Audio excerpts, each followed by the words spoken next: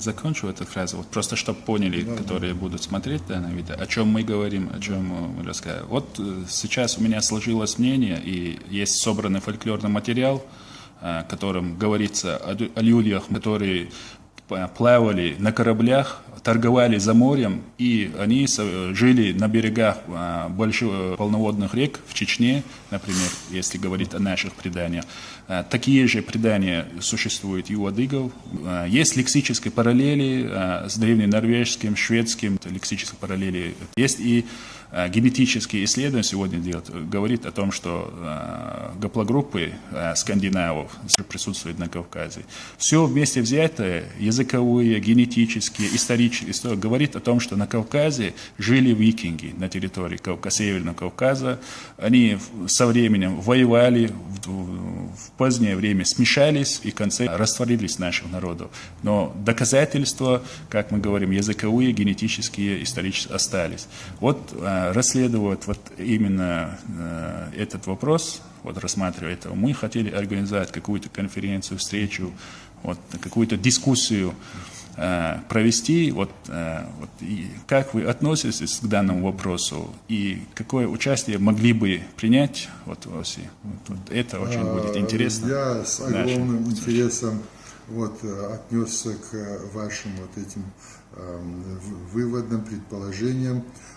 Викинги, безусловно, заняли определенную такую часть нашей истории, определенное место и оставили, безусловно, след в нашей жизни. Но то предположение о том, что вот это дворянство адыгское, вот эта прослойка социальная, дворянство, оно имеет, безусловно, какое-то отношение к викингам. Это варяги в русских летописях и само название орк, которое на грузинском, на других языках адыгов, дворян называют уараги, тоже о чем-то говорит. Что характерно?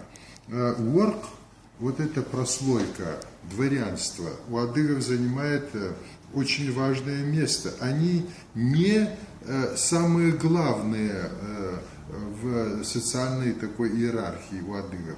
Самое главное пщи, князья и такотеш – это уздени первой степени.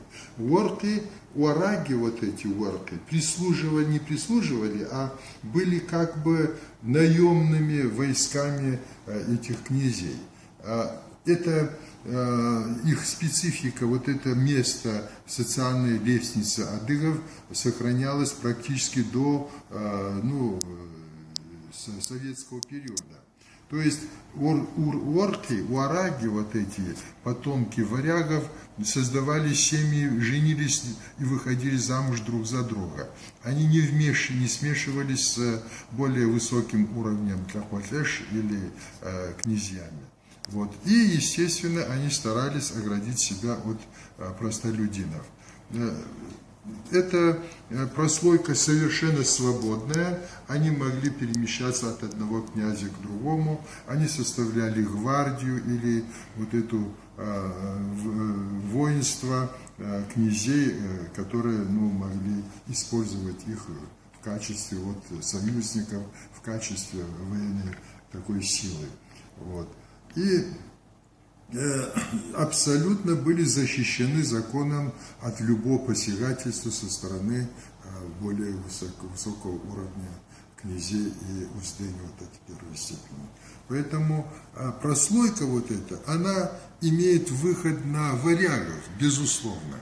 Само название орк, адыги фонетические изменения привели к такому видоизменению самого слова, но потом и в лексике, и в образе жизни, которые зафиксированы и в летописях, то есть в источниках и в фольклоре, говорит, что эта прослойка социальная была очень важной составляющей и оставила такой мощный след в истории наших народов, в том числе и у адыгов, наверное, и у других соседних.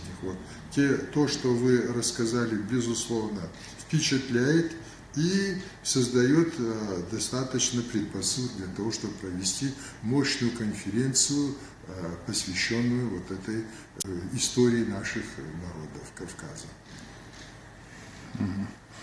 Значит, если мы вот будем организовывать, вы С удовольствием я примете участие. У меня кое-какие наблюдения в этом плане есть, которые, мне кажутся интересными. Я с ними приеду, выступлю на конференции. Большое спасибо. Вы сказали, как нельзя лучше. Будем сотрудничать, Руслан. Мне очень интересно вас слушать, очень интересные мысли высказываете.